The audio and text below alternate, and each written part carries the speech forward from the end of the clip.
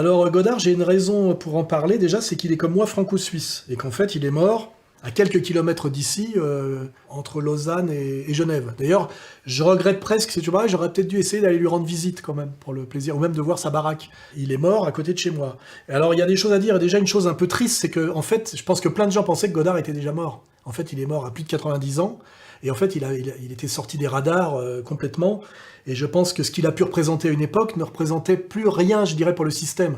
Il avait plus d'intérêt pour le système, et ça doit être triste pour lui parce que autant Truffaut est mort dans la force de sa puissance, je crois à 52 ans, autant Godard, lui, s'est vu mourir lentement, je dirais abandonné de tous, sans spectateur d'une certaine manière, et même sans utilité, parce que je pense qu'il a eu pendant très longtemps une certaine utilité.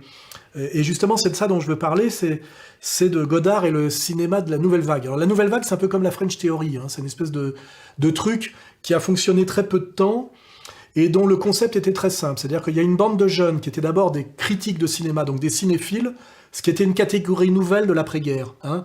C'est-à-dire des jeunes qui se piquent d'intellectualisme, mais qui n'ont peut-être pas le courage justement d'aller au livre et d'étudier la philosophie, la sociologie et l'histoire, et qui se pensent être une catégorie mixte, un peu ambiguë, de cinéphiles, c'est-à-dire des intellos du cinéma. Et ce qui est quand même un peu contradictoire, parce que le cinéma est un art de divertissement, hein, qui passe par l'émotionnel et la passivité, c'est de regarder des écrans, et qui est un peu le contraire même de l'action de lire, hein, de l'action de lire et de réfléchir. C'est d'ailleurs cette contradiction qui fait que le cinéma de Godard n'existe pas et qu'il n'a jamais fonctionné. Hein, c'est une articulation très importante.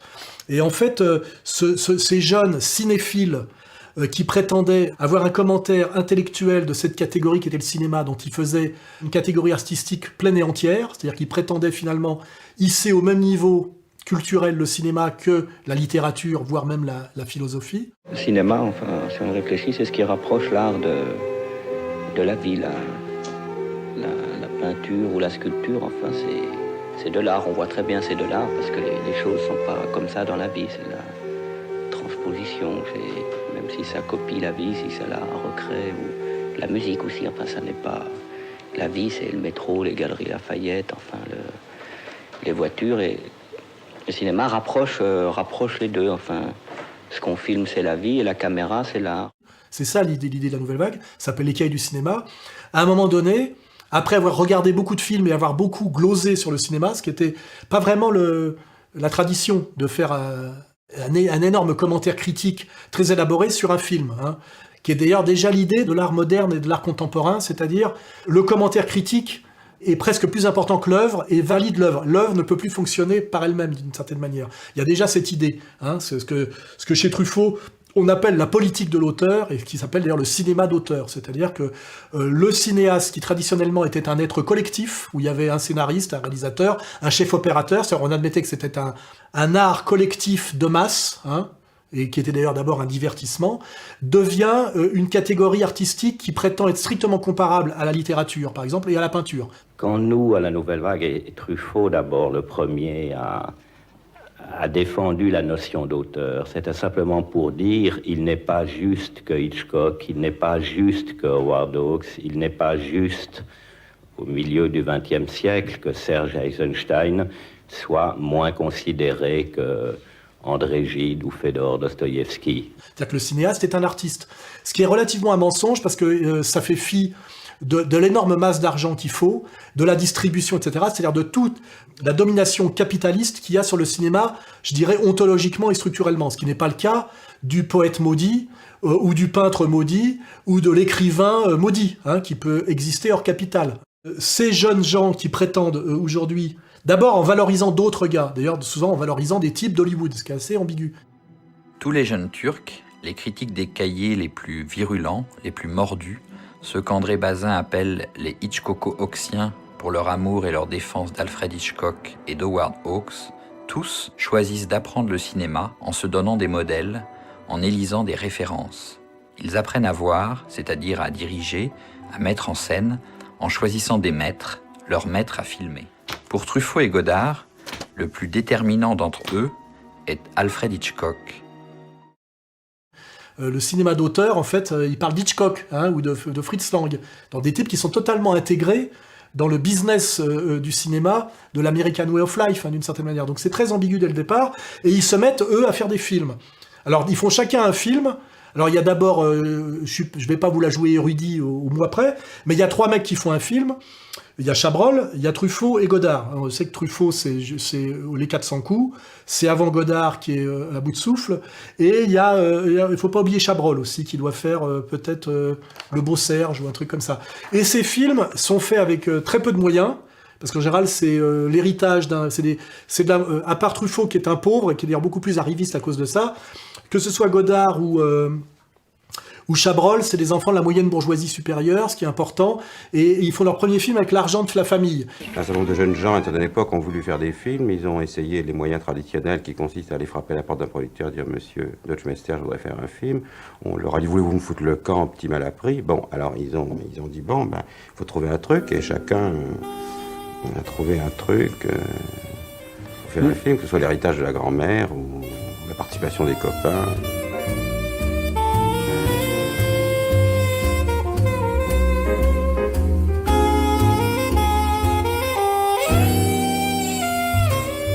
On vous reproche beaucoup, à vous, Claude Chabrol, qui avez fait votre premier film grâce à un héritage, d'être des fils à papa. C'est vrai, oui. Ben, c'est un fait. Oui. Moi, personnellement, je ne demandais pas mieux que de le faire avec l'argent des autres. Et donc, il faut un film bout de ficelle bricolé, donc effectivement en se moquant d'une certaine manière de tous les impératifs du cinéma à pognon. C'est un film qui a été fait entre réactions contre tout ce qui ne se faisait pas, presque pathologiquement ou systématiquement. On ne fait pas un gros plan avec un grand angulaire, bon ben on va le faire. On fait pas de travelling à la main, bon ben on va le faire.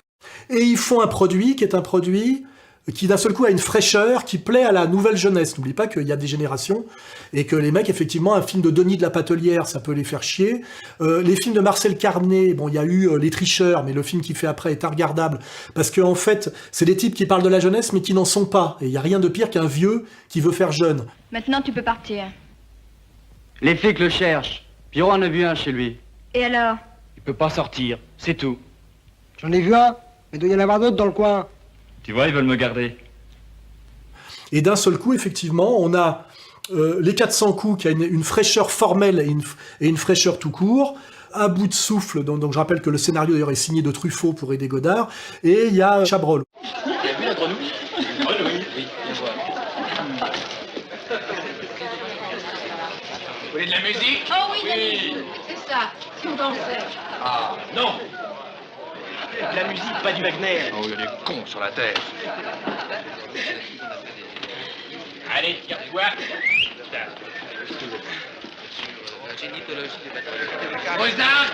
Il y a quelque chose qui fait que ça marche, c'est que c'est des films qui n'ont pas coûté cher et qu'on fait beaucoup d'entrées chez ce public, faut pas oublier, qui va au cinéma beaucoup, qui est la jeunesse. Pas oublier que les jeunes, ils sont cinéphiles. Ils vont au cinéma, ils s'engagent pour le cinéma. Et donc, d'un seul coup, c'est ce Truffaut, ce Godard et ce Chabrol. C'est pour ça d'ailleurs qu'on parle moins des autres, parce que les autres n'ont pas fait de succès au départ. Hein. Eh ben, on dit que c'est la nouvelle vague, et c'est ceux qui vont renouveler le cinéma et faire rentrer le pognon, avec en plus des coûts de production moins chers et qui font des succès. Tout d'un coup, il y a un phénomène public autour de ces deux films et de ces deux cinéastes, hein, et de Truffaut et de Godard. Hein. Tous les deux, ils sont mis au centre par la critique, par des dizaines et des centaines d'articles, par le succès aussi de leurs films, qui tous les deux attirent près de 500 000 personnes, ce qui pour des films faits avec 3 francs 6 sous est évidemment essentiel et énorme. Donc effectivement, tout le monde est content, les producteurs, les distributeurs, et eux-mêmes, avec leur théorie là qu'ils appellent politique de l'auteur, au lieu d'être des réalisateurs au sens traditionnel qui partagent le prestige avec le scénariste, avec le chef opérateur, faut pas oublier, Carné, c'est Prévert, et puis c'est aussi le chef-op. Je vais pas vous la sortir, le chef-op, j'avais son bouquin. Et donc c'est un prestige partagé, et surtout c'est considéré comme un artisanat d'art, un art collectif avec un pied dans l'industrie, etc. Et là, avec la nouvelle vague, on a ces jeunes qui se prétendent être des artistes au sens total et le plus prestigieux, c'est-à-dire équivalent à des peintres ou à des écrivains, hein, c'est-à-dire Picasso, Dostoïevski, je dirais, Picasso, Dostoïevski, Godard, et qui font des films pas chers, qui rapportent du pognon et qui plaisent à la jeunesse. Et la jeunesse, il faut séduire la jeunesse, c'est important, parce que c'est le renouvellement de tout, de la culture, de la politique, etc. Moi, le début de ma notoriété, c'est parce que j'étais le pape des branchés, on appelait ça, j'ai sorti les mouvements expliqués aux parents, et j'expliquais quel était le renouvellement de la mode et des formes culturelles après la chute du mouvement hippie baba, et qui s'est appelé le punk new wave.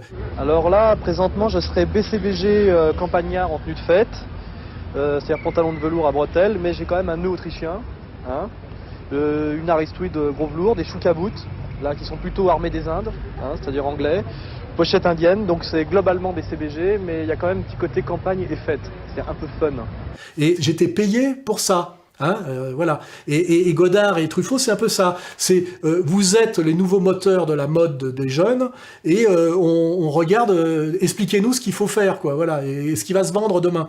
Et d'ailleurs, je fais remarquer que si on regarde le film À bout de souffle, c'est un polar assez classique, essentiellement un film mode, c'est-à-dire qu'on a Belmondo avec son look, qui est quand même un branché, c'était le branché de l'époque. Et d'ailleurs, le petit côté démodé du film, c'est effectivement, ça fait un peu branché de l'époque, avec sa casquette, sa veste trop grande. Et en fait, c'est un sous-polar, parce que c'est un polar qui n'est pas très réaliste, mais qui s'adresse à des jeunes qui n'ont d'ailleurs pas une vision sociale très réaliste, parce qu'ils sont pas encore dans la vie, donc ils peuvent gober que Belmondo, dans À bout de souffle, peut être crédible comme délinquant, assassin, trafiquant de voitures volées, etc. Ce qui n'est pas tout à fait possible. Mais c'est un peu comme les polars de Melville. Quand on connaît le banditisme, ça peut pas marcher. Hein. Le samouraï de Melville, ça peut faire du cinéma intéressant, mais c'est totalement irréaliste d'un point de vue de la sociologie du banditisme. Et d'ailleurs, Melville aime bien la nouvelle vague, parce que quelque part, il y a un échange réciproque. Je me moque de la réalité, tu te moques de la réalité, on est complices. Hein, voilà. Donc, Jean-Luc Godard dans tout ça apporte un petit plus, c'est que comme il a tourné beaucoup de plans pour son film, parce que c'est son premier film, c'est des types qui ne sont pas passés par les postes d'assistants au cinéma où on apprend progressivement. Ils sont passés de critique à réalisateur. Et en fait, Godard a raté un peu quelque part son travail, c'est-à-dire qu'il a tourné beaucoup trop, et quand il veut monter le scénario qu'il a, ça dure des heures et c'est trop. Donc à un moment donné, de guerre lasse, il produit un coup de génie, qui correspond un peu au génie cubiste en peinture, il fait ce qu'on appelle du montage rapide, c'est-à-dire qu'il coupe dans les plans, là où avant, traditionnellement, on ne coupait jamais.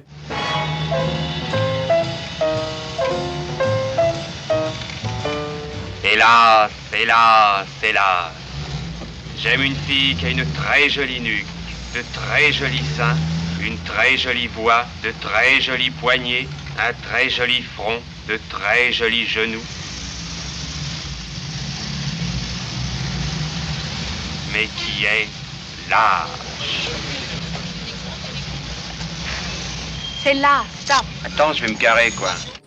Et ça fonctionne pour deux raisons. Ça fonctionne parce que comme on est habitué au montage cinéma traditionnel, on a admis au niveau du cerveau général le truc un peu étonnant du changement de plan, qui est un truc qui ne pose pas problème, alors que métaphysiquement, au début, quand on a inventé le cinéma, c'est comment passer d'un plan large à un plan serré. Il y a une espèce de rupture radicale qui n'existe pas dans le monde réel. Dans le monde réel, t'es pas là devant moi, et puis d'un seul coup avec ce qu'on appelle le master, et puis d'un seul coup t'es à 3 cm devant moi. Je rappelle que ce qu'on appelle la coupure, c'est quelque chose qui n'existe pas métaphysiquement. Il n'y a pas de médiation. On passe strictement d'un moment à un autre. Or, par la persistance rétinienne et par l'apprentissage du cerveau, ça ne pose pas de problème. Et dans les années, on va dire en 1960, tout le monde est habitué au montage. Ils ont bouffé du cinéma américain, du cinéma russe, etc. Donc ça ne les choque pas. Et du coup, ça permet à Godard de monter d'un cran plus loin dans l'abstraction du montage, qui est de couper en plein milieu des plans, ce qui ne se faisait jamais, pour gagner du temps. Je trouve que les Parisiennes ont des robes trop courtes. Ça fait poule. Allez, je t'en prie. On a envie de courir derrière et de leur faire comme ça. Ne te gêne surtout pas. Stoppez là.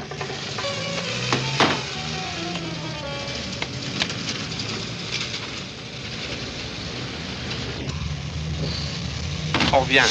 Et ça donne quelque chose de dynamique, assez jazz, assez jazzeux, assez célinien d'une certaine manière, et qui est considéré comme une espèce de révolution et un coup de génie. Et Godard, on peut mettre à son actif, c'est un peu comme quand Céline dit qu'il a inventé l'oral à l'écrit, et que en fait il a inventé les 3 petits points et le point d'exclamation en littérature, que c'est pas grand chose mais que c'est révolutionnaire.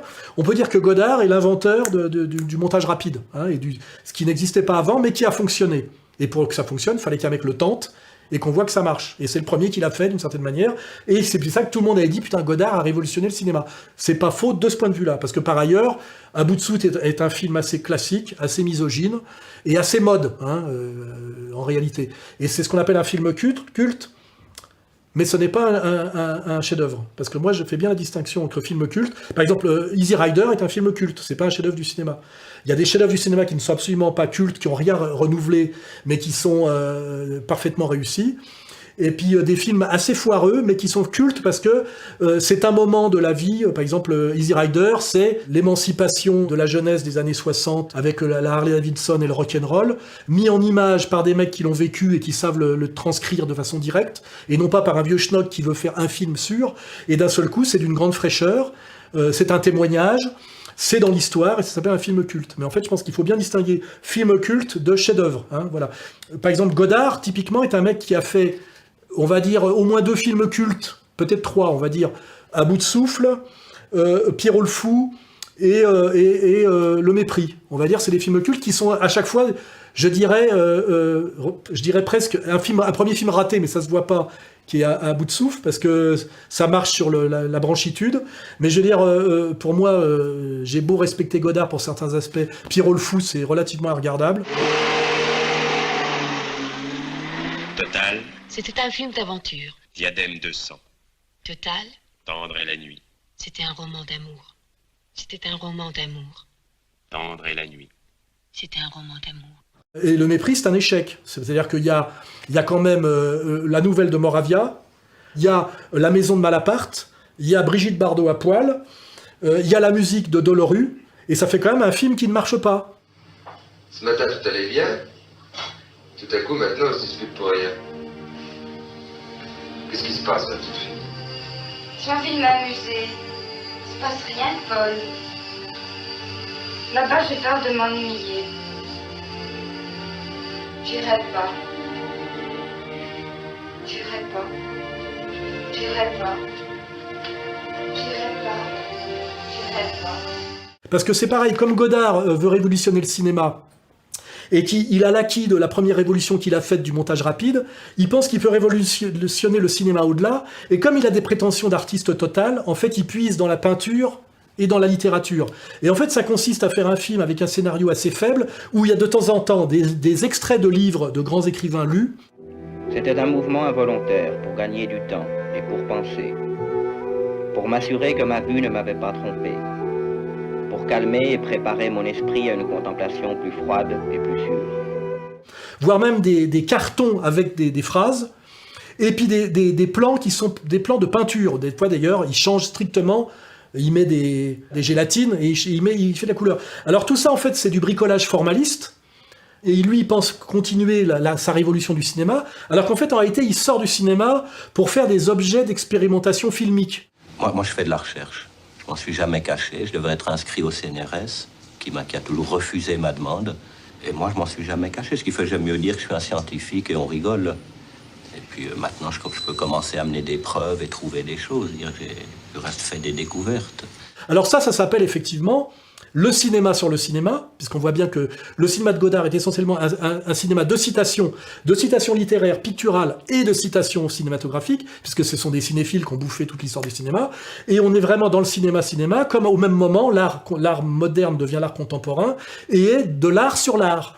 Or, l'art sur l'art, c'est un truc de spécialiste, et je dirais, comme disait Kluskar, d'une catégorie qui n'a plus rien à dire. Ça exclut, en fait, le public et l'universel. Godard veut se maintenir dans le modernisme à tout prix, avec tous les contresens du modernisme, qui ne comprend pas ce que c'est que le cinéma frontalement, qui, je le dis, est un art de masse, composite, et qui est un art passif, c'est-à-dire c'est un art de soumission émotionnelle, qui n'a rien à voir, justement, avec les arts que Godard respecte, mais qu'il ne fait pas, qui sont des arts d'effort, qui sont les arts de lecture, notamment, le livre.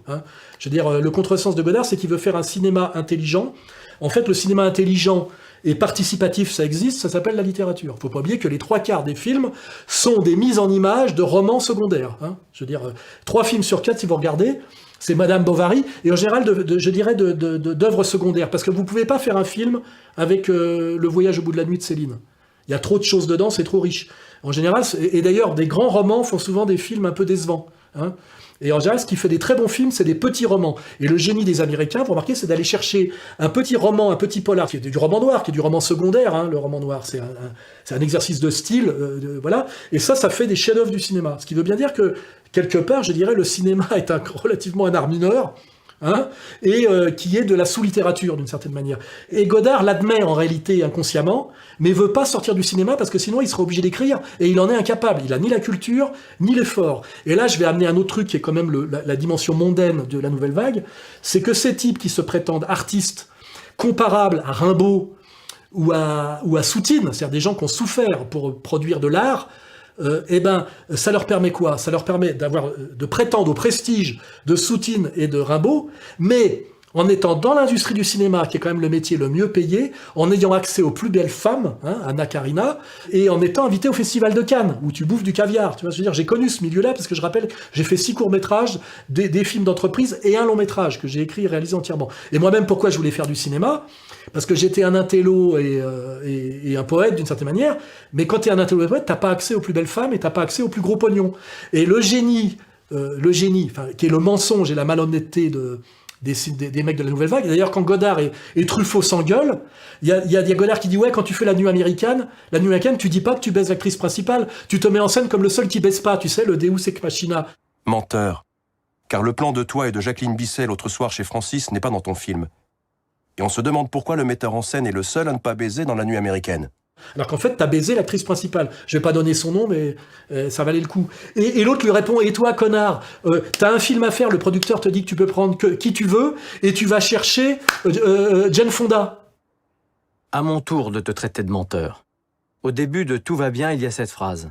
Pour faire un film, il faut des vedettes. Mensonge. Tout le monde connaît ton insistance pour obtenir Jane Fonda qui se dérobait, alors que tes financiers te disaient de prendre n'importe qui. Parce qu'en fait, les mecs, c'est quand même des vilains qui, par le prestige du cinéma dans lequel qui se sont agglutinés en chassant la génération d'avant. Hein. Je veux dire, Truffaut, c'est un tueur. Hein. C'est un tueur.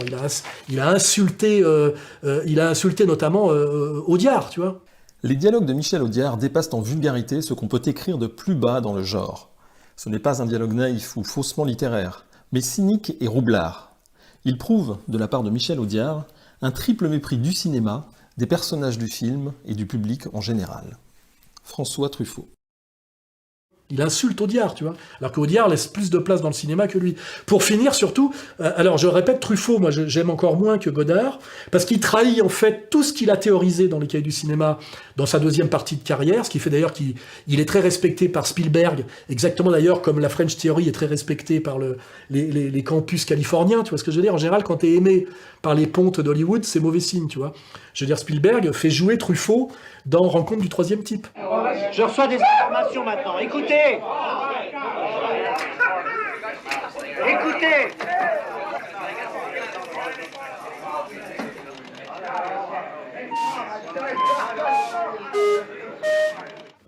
Et Truffaut trahit absolument tous ses fondamentaux de l'époque où il faisait le ménage de manière brutale dans les cahiers du cinéma, pour finir par des films de merde, comme Le Dernier Métro. J'essaie de me sentir juif. C'est très délicat les rôles juifs. Si tu en fais juste un peu, on dit il exagère. Si tu en fais beaucoup, on dit il a pas l'air juif. Qu'est-ce que c'est avoir l'air juif? C'est que du film, que du cinéma collabo, de l'idéologie, c'est du cinéma Nouvel Obs. Hein. Parce que moi j'ai vu toutes ces merdes. Hein. La femme d'à côté. Et puis il y a autre chose. Ouais, qu'est-ce qu'il y a? Qu'est-ce que je t'ai fait? Je déteste le mensonge et depuis que nous nous revoyons, je vis dans le mensonge. Alors à chaque fois, ça met en scène une belle gonzesse qu'il essaye de baiser. Et Vivement Dimanche. Je sais que vous avez fait tout ça pour me rendre service, mais c'était à moi de mener l'enquête à Nice. Excès de zèle ou pas, soyez certain que je n'aurais rien fait pour vous. Si j'avais su que vous étiez un assassin. Mais Barbara, qu'est-ce que... Oui, je sais tout.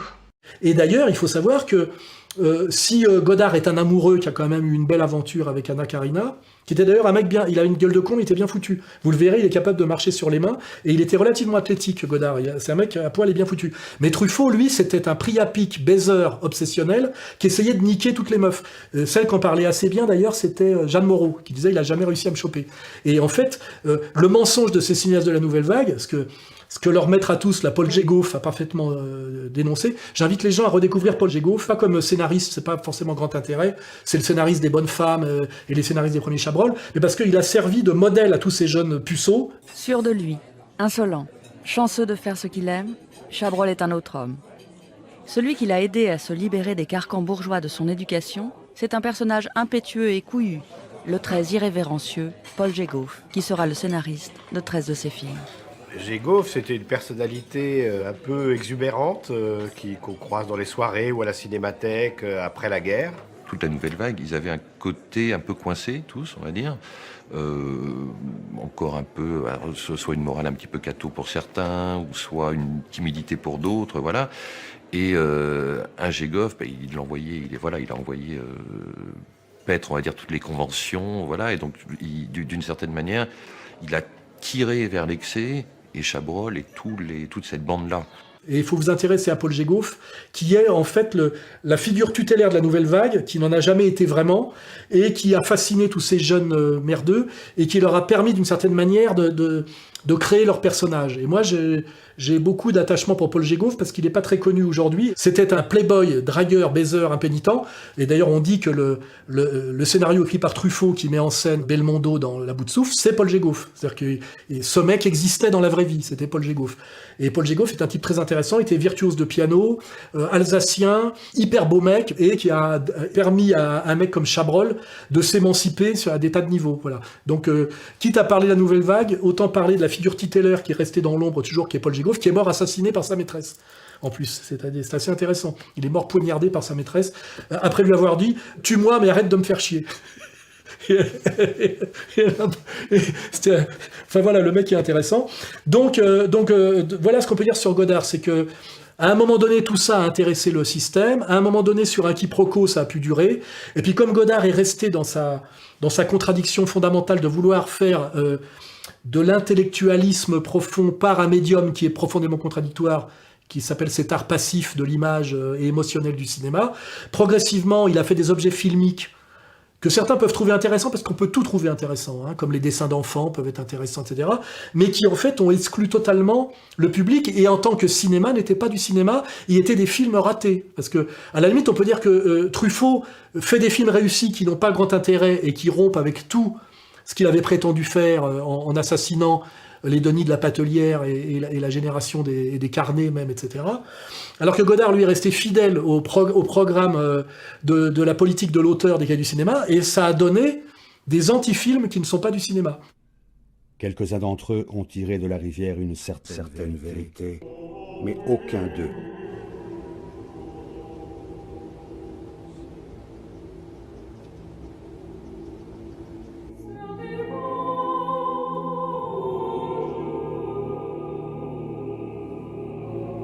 Quand le soleil perçant déjà, la rivière dort encore dans les songes du brouillard. Et moi, ce que je ferais remarquer quand même, pour donner une dimension, je veux dire, politique à tout ça, c'est qu'en fait, le cinéma de la Nouvelle Vague, c'est quand même un cinéma qui met en scène les petits merdeux de la nouvelle bourgeoisie des villes, et qui évacue du rôle du héros le personnage notamment de Jean Gabin, hein, c'est le passage de Jean Gabin à Jean-Pierre Léaud, c'est-à-dire qu'on élimine le prolétaire, on élimine le working class hero pour mettre en fait Jean-Pierre Léaud, c'est-à-dire un enfant de la bourgeoisie parasitaire, verbeux. Les étoiles filent. Madeleine, me voici à la ville. Madeleine, imagine que c'est écrit comme Astor, la cigarette de l'homme moderne. Souviens-toi, tu sortais de la piscine, le même disque tournait. Souviens-toi, souviens-toi. C'est pour ça que moi, ça m'a toujours insupporté. Et je pense que quand on regarde la filiation Nouvelle Vague, Desplechin et toute cette merde qui après d'ailleurs donne le cinéma de femmes, c'est quand même aussi un cinéma qui par arrogance s'éloigne de plus en plus de la réalité sociale et exclut de plus en plus par arrogance de classe le monde du travail. Hein. Voilà, il y a ces côtés irréalistes de ce cinéma. Donc on peut dire tout ça sur Godard, et ce qui fait le personnage d'une époque, avec une petite dimension géniale qui lui échappe un peu, je te dis, qui est le montage rapide. Un contresens fondamental, c'est de vouloir non pas seulement bénéficier du prestige de l'artiste, mais de penser qu'il peut faire de l'avant-garde et de l'art sur l'art avec le cinéma, ce qui, à mon avis, est éminemment contradictoire, ça n'a jamais marché, et qui finalement se retrouve tout seul, avec ce petit reste de prestige qui fait que c'est une espèce de vache sacrée desséchée, et qu'en fait il est mort à côté de chez moi à 91 ans, et que je pense que les 3/4 des gens pensaient qu'il était mort depuis longtemps. Je ne peux pas faire autre chose, mais j'essaye d'atteindre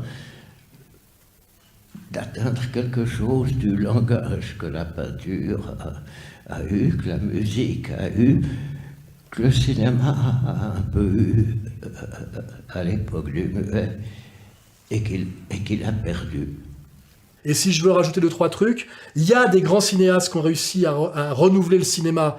Pour moi, c'est Antonioni. Et d'ailleurs, ce qui est marrant, c'est que la nouvelle vague flatte Hitchcock comme du cinéma d'auteur. Ce qui est vrai d'ailleurs, c'est pas légitime. Mais quand Hitchcock est fasciné par un cinéaste, il n'est pas fasciné par le cinéma ni de Godard, ni de Truffaut, ni des mecs de la nouvelle vague, il faut le savoir. Il est fasciné par Blow Up d'Antonioni. Bon Dieu, je viens de voir Blow Up d'Antonioni. Ces réalisateurs italiens ont un siècle d'avance sur moi, sur le plan technique. Qu'est-ce que j'ai fait durant tout ce temps? Alfred Hitchcock. Blow Up d'Antonioni, c'est ce que Godard n'a jamais été capable de faire. C'est d'arriver à faire converger un certain avant-gardisme, une certaine modernité, une certaine prise de risque avec un produit qui est un grand film, et qui est même un grand polar.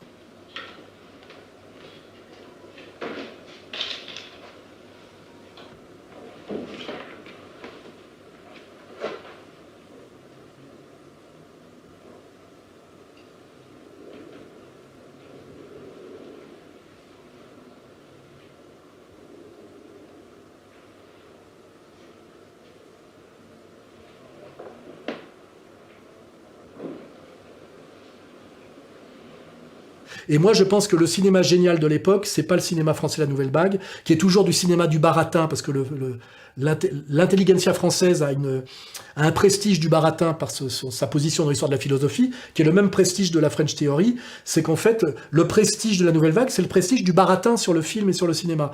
Mais le grand cinéma de l'époque, à mon avis, c'est plutôt le cinéma italien. Je pense que réellement, si on regarde Antonioni, Fellini, et d'autres que je cite pas là, eux renouvellent le cinéma et font à la fois des chefs-d'œuvre qui sont aussi de la modernité. Et d'ailleurs, je pense qu'aujourd'hui c'est admis. Godard est considéré comme quelque chose d'un peu une étrangeté dans le cinéma, alors qu'Antonioni est considéré comme un cinéaste majeur par absolument tout le monde. Hein. Voilà, c'est la différence.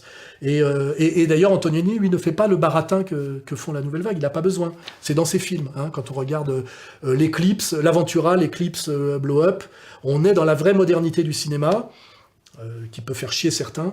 Alors que Godard, c'est un mec qui dit dans ses films qu'il est moderne. Mais en fait, il le dit. Il ne le montre pas. Hein. D'ailleurs, c'est marrant parce que lui-même, à un moment donné, devient révisionniste et dit, plutôt que de faire un film comme Shoah qui parle de la Shoah, pourquoi on ne nous montre pas les chambres à gaz? Ça peut se voir, mais on ne veut pas voir. On préfère dire du mal, on préfère dire, alors l'exemple que je prends toujours, c'est les camps de concentration, on préfère dire jamais plus que montrer. On préfère ça plutôt que de montrer. Il suffit de montrer. La vision existe encore. Si le pneu de ta voiture est dégonflé, tu ne feras pas croire à un garagiste en lui montrant qu'il est gonflé. Il n'a rien montré, il a montré les Allemands. Écoutez, il n'a rien montré. Et vous savez que c'est le moment où il se fait sortir complètement. Hein, il faut le savoir. En octobre 1995, Godard avait insisté. Je suis convaincu que les Allemands ont tout filmé. C'était des maniaques, des fous du stockage. Des gens doivent savoir où c'est, mais on ne veut pas le montrer.